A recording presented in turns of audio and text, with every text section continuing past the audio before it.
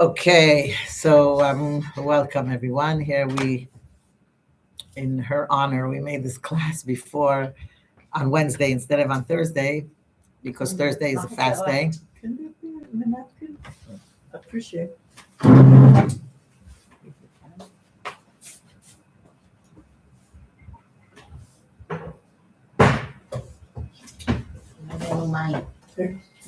יש בקבוק קטן. זה ייגמר ויהיה לכם עוד. So we made the class on Wednesday instead of on Thursday because Thursday is the fast day of the 17th of Tammuz, which begins the Ben HaMetzarim. It begins the 3-week period where I heard if you want to eat before, it's supposed to be before 4 o'clock in the morning. Yeah, you can get up at 4 in the morning if you feel like it. So you Before don't... 4, but it's not going to help very much. No. But you should eat more, drink more today, Mm-hmm. an exaggerated amount so that you don't dry up tomorrow. But anyway, so Before I slept, I was dreaming about it. How am I going to accomplish it? I know, don't think about it too much. It's 6 Some o'clock in the people say morning. just I'm take waking up with the idea of that. And then you're thirsty in the morning. You say, "How am I going to manage this day?" But Mm-hmm. anyway, this is the 3 weeks. Is the begins the time of mourning when we mourn the destruction of the Holy Temple, and it was this was the day that they broke the walls. We broke through the walls of Jerusalem by the Romans, and the climax was on the 9th of Av when they actually burnt the temple. So, which is a very sad day in the Jewish calendar. But we're told that even though there were many tragedies happened on this day, but eventually it will be turned into a day of happiness, of simcha. No, I have here what to drink. So what we do is there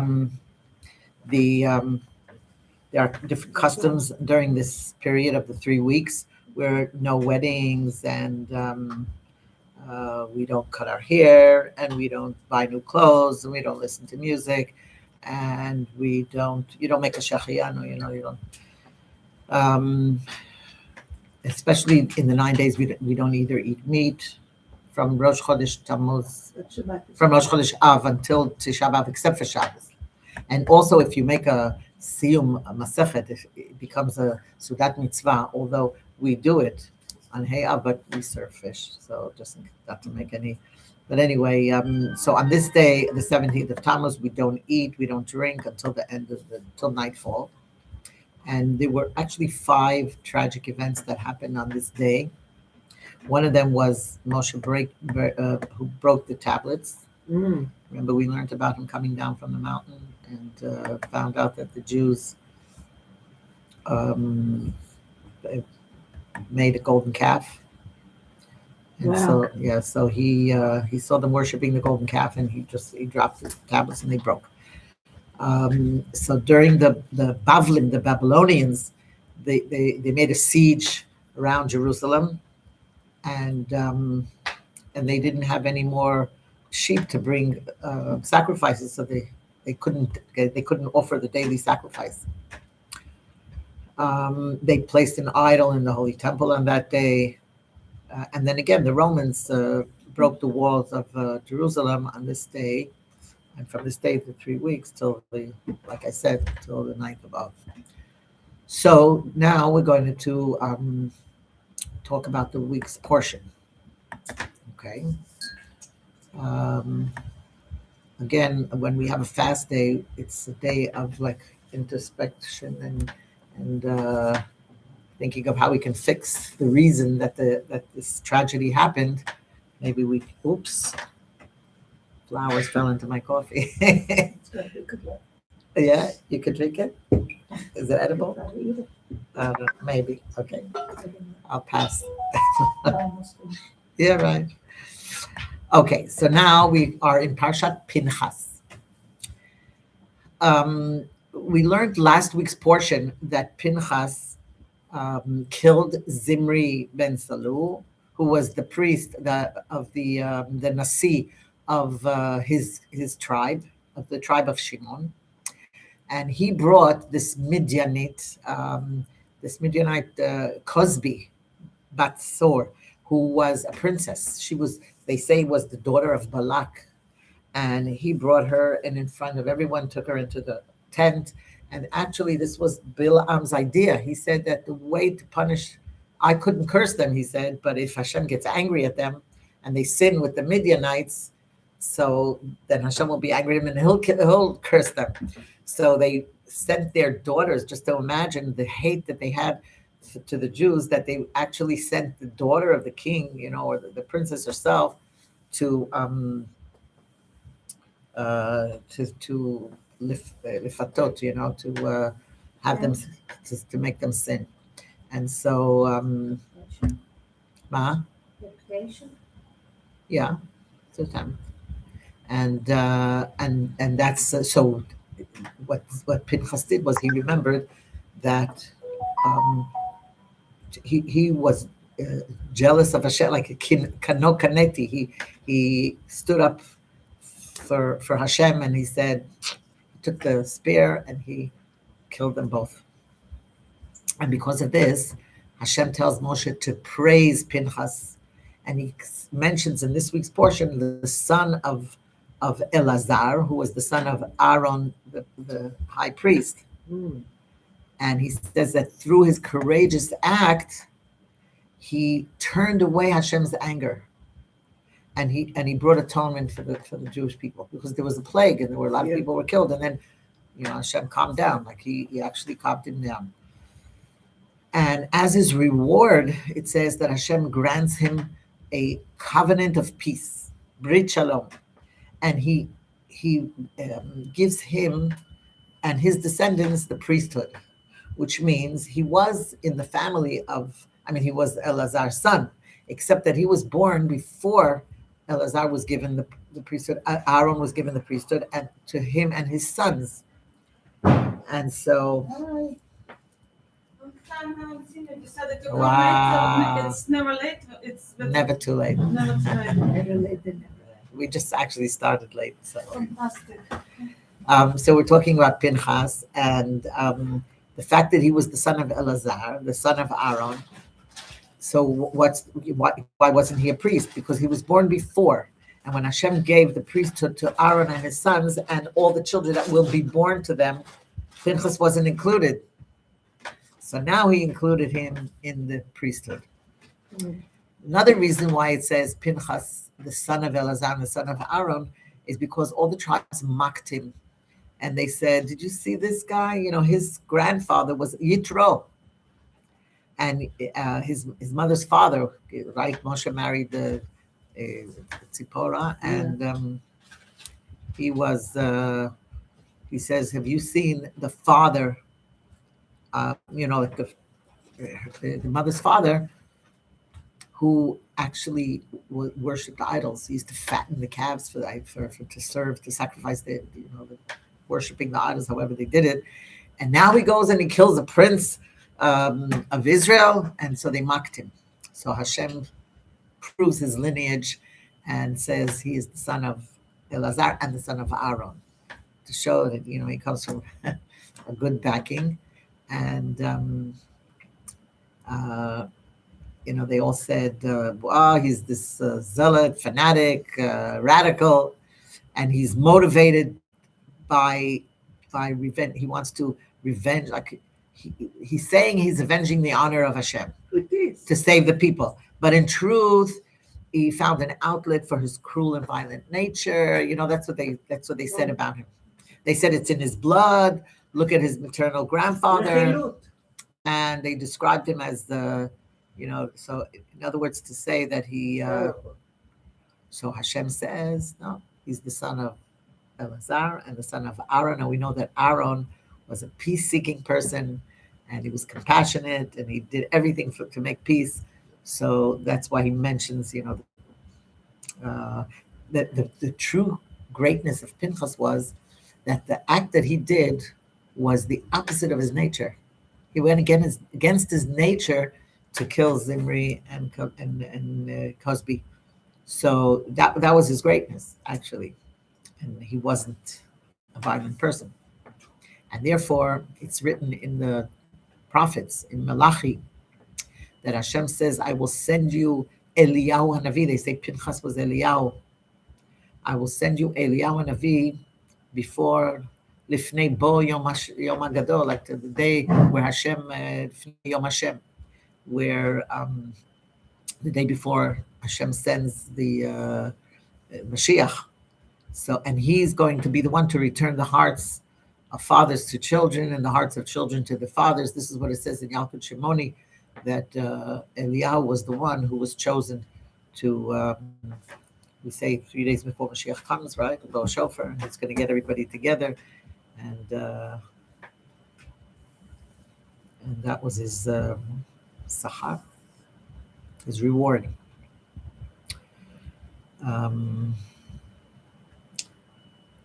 Okay.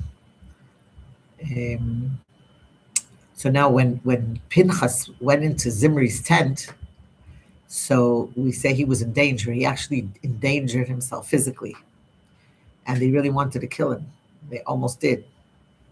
I think there was a medrash, a very interesting medrash, that says that his soul actually flew from his body in fright. And at that moment, Hashem sent the souls of Nadav and Avihu. Remember, Nadav and Avihu were Aaron's sons that wanted to be close to Hashem, and the two of them died on the first day of the Chanukat HaMizbeach. Remember the story of Nadav and Avihu? So they entered his body, and at that moment, it says Pinchas became worthy of becoming the high priest. So it says Pinchas, the son of Elazar, and the son of Aaron, because now he was as well the son of Aaron. He received the neshamot of Aaron's two lost sons, which is an interesting Me'am Lois from the Zohar. Okay, now Hashem says that Midian is your enemy, because look what they did. So Midian, he says, you have to fight them, and you have to fight them back, because they deliberately wanted the Jews to sin and to turn them away from their faith. So you have to go out and kill them. Then, we said there was after the plague, where many Jews were killed, and Pinchas came and calmed Hashem down. So Hashem says to Moshe, now we have to count the Jews again. So they count all the males of 20 years and up. Okay, they do the census again. And again, the Torah tells us the families and how many numbers of people were left in that family. And the Rashi compares it to a shepherd whose flock was attacked by a wolf, and he killed many of his sheep. And he says, okay, let me count and see how many are left. So Hashem is counting his children to see, how many are left. There's another explanation, and it says that it's like the case of a shepherd who somebody entrusted his flock to him. He gives him a certain amount of a flock to watch over, and he says, this for this and this amount of time. Now the time is over, and he has to return them. So in order to return them, he counts to make sure, how many he's giving back. So when Israel went out of Egypt, so when they went out of Egypt, Hashem said to Moshe, here, this is the amount of Jews that are in your trust. And he gave Moshe the job of, he's like the shepherd. It says that Moshe ro'en ne'eman, he was the entrusted shepherd. Now he has to depart from the world, because he is not going into Israel, and he was going to stay. He was just about to pass away, right? 120 years passed, and his end of time has come. So he counts them like he's returning the flock. Okay. Anyway, the total number of men of 20 and above was 601,730. Could you just imagine? They came in as 70.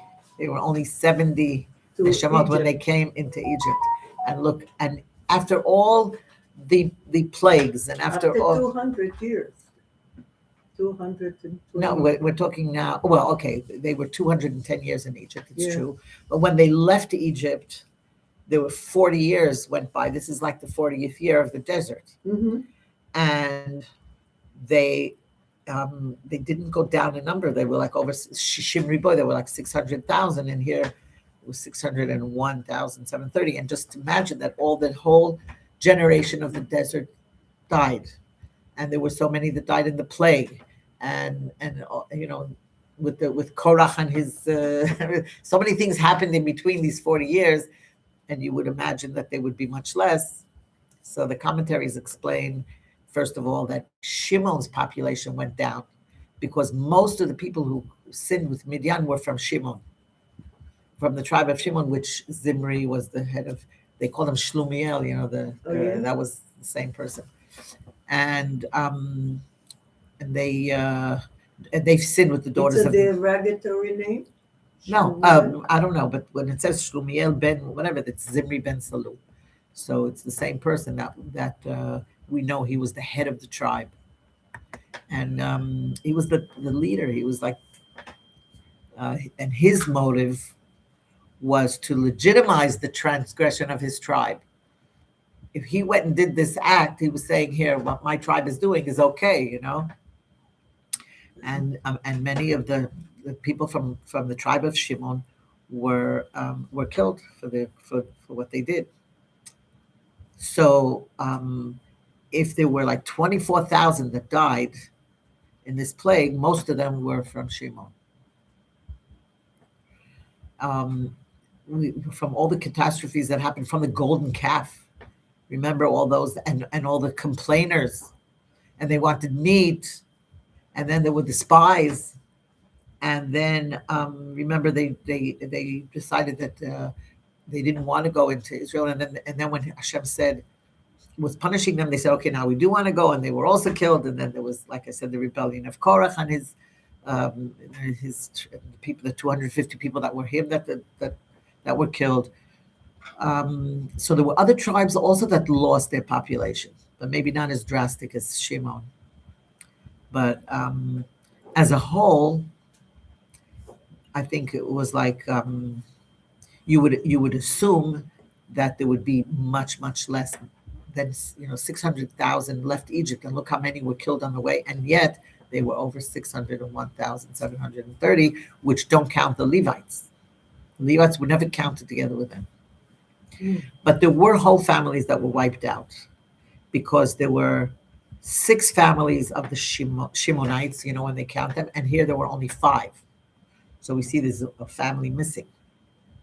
And God also lost a family, and Binyamin lost 5. Rashi tells us that there was a civil war that was fought after Aaron died, because the Israelis were attacked by the Canaanim, the army of the Canaanites, right? And many of the Jews says, like, what did you bring us here to die in the desert? Let's go back to Egypt. And they went back 8 stops, because it says in Mosera they mourned the death of Aaron, but Aaron didn't die in Mosera; he died in Har Hahar. So that we're told that they went back 8 stops, and then Levi ran after them, and they waged war with them to force them to come back. So 7 Israeli families were lost.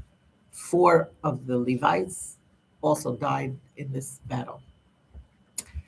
So I heard something interesting that the Abarbanel says that the Levites were not part of the sin.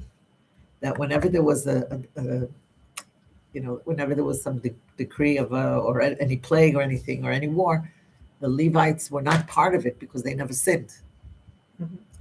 And yet they only multiplied with 1,000. They were 22,000, and now they're only 23,000. So how do you figure that? Because it's counted. It says in the Chumash. I know. Oh, so how do you figure that? So the Abarbanel says something very interesting, and he says that the Levites didn't have a portion of land. They did when they divided the land of Israel. Right. The Levites didn't get a portion, but they were given cities. there were like 49 cities that they were given, and fields that they can plant their food or whatever. But there wasn't enough, but it's giving a lot. All these other people had lots of kids and they have to give away cities. And so he said there wouldn't be enough room. So Hashem didn't let them multiply as much so that there should be room for them. That's what the Abarbanel says. I'm sure there are other reasons also, but it's interesting that when you think about it, it explains that when Hashem gives you children, he takes care of them. He won't give you children and not have a place to for them to live and he'll support them. So if not, then they won't be here. So if they're here, it means Hashem is giving. That's what I took from it, But there are families. Yeah, but then again, children are born and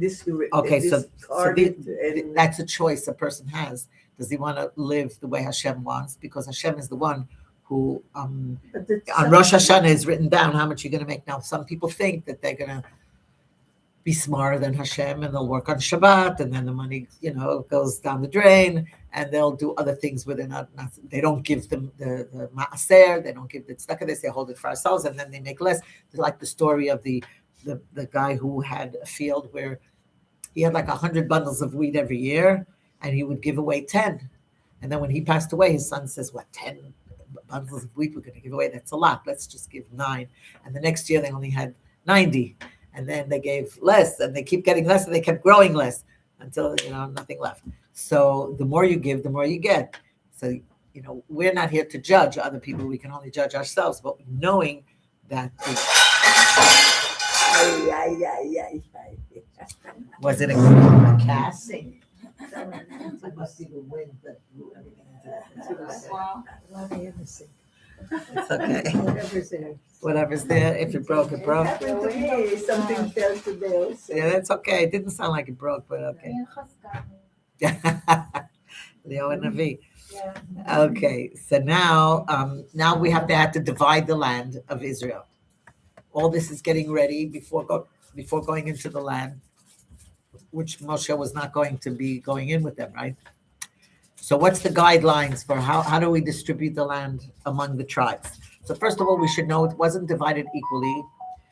It says in the Chumash that those who have a bigger tribe have to get a bigger portion, and those who have smaller tribes will get a smaller portion. But just remember that not every field is equal to the other. Some could be quality. How much is it going to produce? You can have a big field and doesn't produce much, and you can have a small field. Some of it in the desert, and some of it is in the Galil. So okay, so the thing is like this: that the commentaries have different approaches, and there are different. They say there's a contradiction here, because on one hand, Rashi says that it was divided by 12 portions of different size, right? And taking into account the different population among the tribes, and yet, how it was a lottery. There was a lottery. He wrote down the names of the tribes on one piece of paper, and on the other piece of paper was the boundaries, was the lot, and everybody got 2 pieces of paper. So it says Al Pi Hashem. This was interesting because actually, how can you explain this? Because it was each tribe got Al Pi Hashem. He managed to take Al Pi Hagrala. Hagrala is like a Goral Me Hashem. It's a lottery, but the word Hagrala has the hay in it. It's like your fate. Goral is the fate, and your fate is by Hashem. There's never anything that's coincidence. And so the paper that came out with the name of the tribe actually got the section that was meant for them, that Hashem intended for them to get. That's why it says Al Pi Hashem. And actually, it says that the lottery would open up its mouth and would say, "This is for this tribe," Hichriz, and so each one got their portion. And then The tribe of Levi, like we said, including the Kohanim, so they don't get an inheritance like the other tribes, and they were assigned these certain designated cities where they can live and they can grow their land, and so they were not included in this census where they counted the people. But their total number, like I said, was 23,000, and the last time they counted them, they were 22,000. And here's what I mentioned about the Abarbanel, why they didn't. You would wonder, like, why didn't they multiply as much as the other tribes? Now comes a very interesting story in our portion, and that is the daughters of Tzalofchad. Tzalofchad had only daughters, didn't have sons, and they divided the land to the sons. So there were 5 daughters, and they weren't very young, and they weren't married either. Like the youngest had to be at least 40 years old because the father was killed in the 2nd year of the desert when Moshe told them about Shabbat. And he went lekoshesh etzim, and then they stoned him. So they grew up 40 years later. The youngest had to be at least 40 years old, and they weren't married, so they're old spinsters, but they're very smart girls, and they loved the land of Israel, and they really wanted a portion. So they come from the tribe of Menashe, and they come to Moshe and they say, listen, our father's name and family, they're losing the inheritance because they had no sons. And here you're dividing the land amongst all the tribes, and we're not going to get our share. So, like, just because we're women, right? And Women rights. Women rights. So he says Hashem. You can't say that Hashem. He favors men over women. So, I mean, he has compassion for men and women alike. And it says that in that generation, actually, the women repaired what the men broke down. And you find that, when Aaron sent them to get the gold, go home and get the gold, he figured the women won't give them their earrings and everything. He knew the women would stand strong, so they actually pulled the earrings out of their ears, and like the women didn't want to give it, but they took their rings and to make the golden calf. So also with the spies, the same thing happened. The spies came back with their evil report, and everybody's crying, and it says, oh, we can't go in, and what are we going to do? And the women were not with them. The women never complained. In fact, they wanted to go into the land. And when he said that the men will die in the desert, the women stayed. So none of the men were left, but the women stayed. Except for Caleb and Yoshua. Those were the 2 that remained. Also, the whole generation of the desert, like they wanted to stay in spiritual learning Torah. They didn't want to go into Israel, but the women, we see that they were the ones who repaired what the men broke down, because the daughters of Tzalofchad came along and said, we want an inheritance. We want a piece of the land. And it says they stood before Moshe, Lifnei Moshe. And they took this opportune moment where the law of Yibum and Chalitza. You're familiar? There's a law: if a person dies without having children, then the brother-in-law, she has to marry the brother-in-law to carry on the seed of the family. Now, if she doesn't want to marry him or he doesn't want to marry her, there's a process called chalitza. With a shoe, she spits on it, whatever, and then. So It happened to Reuven or something like that? One second. So they said like this. This is what she said. The women, they're very smart, okay? And they said, if we're like a son and we're considered seed, so we deserve an inheritance. If not, then my mother has to remarry the brother-in-law. If we're not considered, that means that there's no seed carrying on the family's name, then she has to do yibum. She would have to do chalitz yibum. She would have to marry the brother-in-law. So, do we exist or we do not exist? Is there a seat to carry on or not?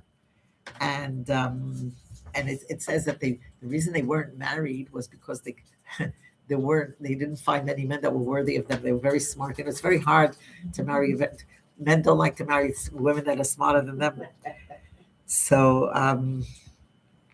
what Moshe didn't know what to say, and he presents the case to Hashem, and Hashem rules in their favor, and he says, yes, these girls will inherit their father's portion. And this law came about through these women. They didn't give up, and they got the portion. And this is something that, is a very important lesson. And all the laws of inheritance, we learn, like the Torah establishes the laws of inheritance. If a man doesn't have sons, who gets the Yerusha? It goes to his daughters. And if he doesn't have daughters, it goes to his brothers. And if he doesn't have brothers, it goes to the father's brothers. And it goes to the nearest relatives. And all these laws came from the daughters of Tzolofchan. And they, and their ta'ana, what's the word? Grievance? No, the ta'ana is like my complaint. It's not a complaint. Like, what am I asking for? They said, their claim. They said, why should the name of our father be eliminated from all those who are getting a portion of the land? And they say, not only that, our father wasn't guilty. Our father didn't die with the whole generation of the desert. He wasn't, like you could say, okay, he was, you didn't deserve it maybe, but he wasn't part of this whole sin. He was a woodchucker or something. He gathered wood. And he died so many months before the spies. He had nothing to do with the spies. And so, there was no reason why they didn't, he wasn't part of the evil report that they brought back. And so that's why they claim that they deserve it. A very interesting thing that the Kabbalah teaches us, like we learn on Pi Chasidut, that every soul has a portion in the land, a piece of God's world that Hashem chose you to sanctify. Each one of us has a piece of this land, a nachala, where we have to sanctify. That means that a person's mission in life consists of not only refining and elevating his own soul and fixing his own character, but also to elevate the portion of this material world that was given to him by what was given to him under his control and his influence, and he has to make it a home of God. He has to bring godliness down to this portion of his house, his environment, or whatever it is that you receive, your piece of this land. And what it says is the essence of the mitzvah, to conquer the land of Canaan, makes it into a holy land. And that's what the generation of the desert didn't do, and they didn't realize it, because they left Egypt and they were liberated from the bounds that were constricting their neshama, but they didn't want to take upon the challenge of conquering the land and transforming the material world into a holy place for Hashem to live. So a person is like it says Vayitze, a person goes to battle, like he fights every day of his life, right? He's battling the material world. It's a fight every day. You wake up, you think, oh, you conquered it, and yet we have to conquer it again today. Suppress and subjugate the materialistic nature that we have with the animal soul, and realize that we have a higher function and a higher purpose. So you have a choice. You always have a choice, and you say, okay, who's going to win? Who's going to win? Yetzer hara or Yetzer Tov. Yeah. So we know that the material, chumri, like the chamor, that's the mule. Chamor comes from chomer. That's what it says, that when Mashiach comes, he's riding on the donkey, because he is leading the chomer. He's leading the physical, and not it leading him. By Bilam, it was just the opposite. The donkey led him, the chamor, and Mashiach will ride on the donkey. In other words, it will be in our power, and this is what we're supposed to do. We're supposed to. We're warriors. That's what we're doing here in life. And the Talmud says that just as our faces are different, so are our characters different. And some people are more bold, some people are more weak, some are more aggressive, some are more passive, and we have challenges in life, but we have to conquer the land. There's different ways of conquering. In other words, you can hear the daughters. Let's take a look at the daughters of Tzalafchad. How did they do it? They came with their wisdom, and they said that if a person lacks a son, meaning that you don't have this aggressive nature, so you don't have a role to play. So what? We don't get a piece of the land? No, we don't. We won't conquest the land. We won't be able to fulfill our mission. So we're told. We see that there's you can by refining your inner self and just saying, okay, so I'm going to devote all my energies to myself. You're not fulfilling your mission, and the daughters of Tzlachad knew that, and they insisted. They say, it's not just only for that kind of masculine kind of nature, but sometimes it means there's a feminine way to transform the materiality of our lives into a holy land. Mhm. And Hashem agreed, and He said, yes, the Yerusha will pass on to the daughters. His portion of the land can be possessed and developed by being compassionate, by in a different way. You can also conquer. You don't always have to be fighting. Sometimes you by being nice, like we said, kamayim lapanim lapanim. When you're nice to somebody, they return it. Actually, it's like when you look in the water, you see the reflection. So you can do it in a harsh way or an aggressive way, or you can do it in a compassionate way. And you don't have to be overpowering, and you could be sometimes receptive, sometimes with empathy, with affection, whatever. you can overcome the hostility of the enemy and transforming their nature even in a different way. So in a feminine way. And everybody has this is what the Rebbe taught us, that everybody has his piece in this world that he has to make it holy, transform it, and he's capable of doing it in his own way. So nobody can say it's not for me, I can't do it, because there's everybody in their own way can do it. And then Hashem tells Moshe, okay, you can look at the waters, you can look at the Israel, you're going to be able to see it, because you're going to die in the midbar, you're not going to enter the land.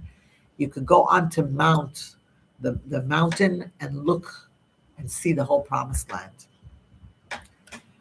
Now Moshe is very concerned about the future of the Jewish people, and he says, you have to appoint a leader who's going to guide the nation after I die, who's going to bring them into the land. Yeshua. So Hashem tells him to appoint Yehoshua, and it's in the presence of Elazar the Kohen and the entire nation, okay? And they are, and he says, who's going to go out before them, and who's going to lead them out, and who's going to bring them in? So there's Rabbi Yisrael Salanter. He explained that in the days before the coming of Mashiach, the leadership of the generation, it says it's going to be panea kepnei kelev, like the face of a dog. So what does he say? What does that mean? In the Sanhedrin, it says, in the Gemara, it says that the Talmud predicts that it's going to be a generation like the face of a dog. So what is that supposed to mean? He says, Yeah. did you ever see a man and a dog walking? Lovingly. He says the dog walks ahead. Mm.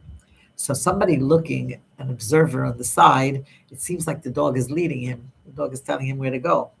But every now and then the dog turns The dog around to looks. make sure that he's following him, right? That's right. And if the master wants to change his course, so the dog will do the follows. same. So he says that today we have such leaders.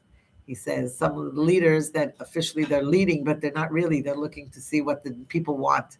He says, but a true leader, it's not somebody who goes and comes before the people like the dogs and looking over his shoulder to see if they're following.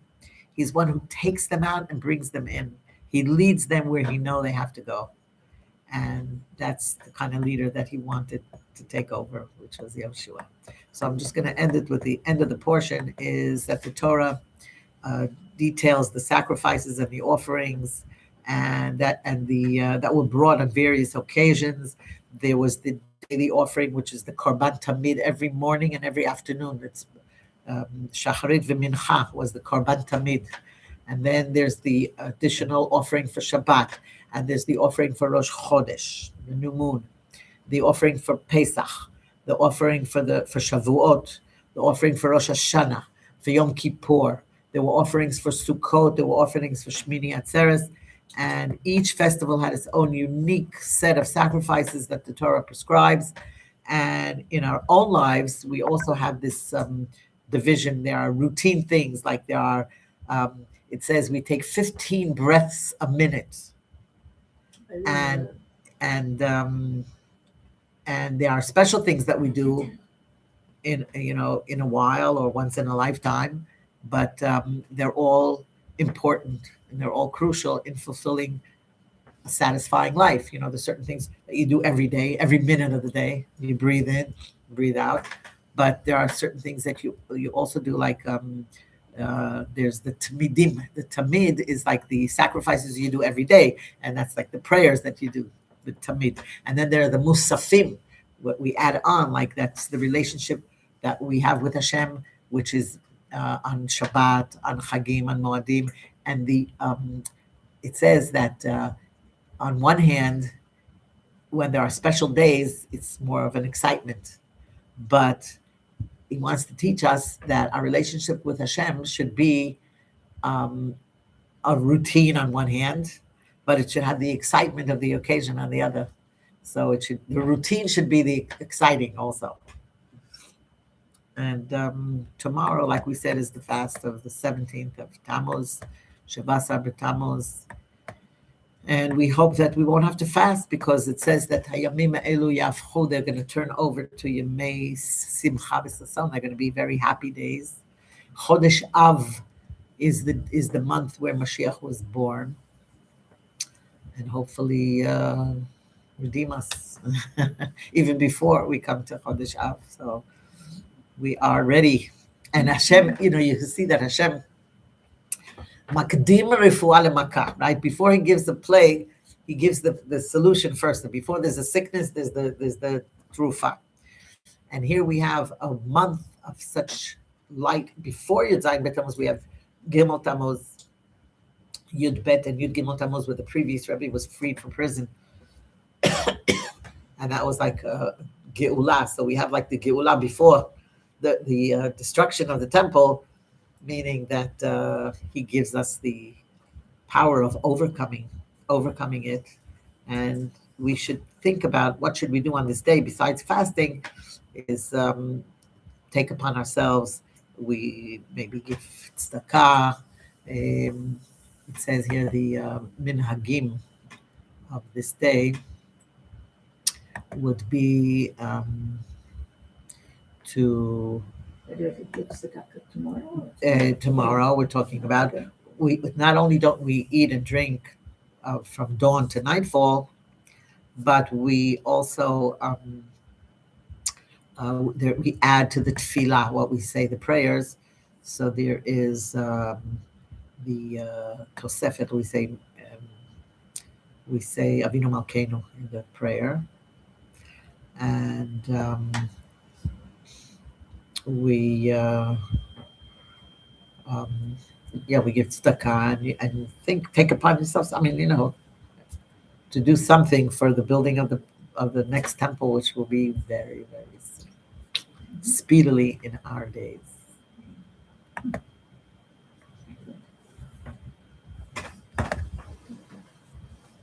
Can I say about Shacharit? So what was the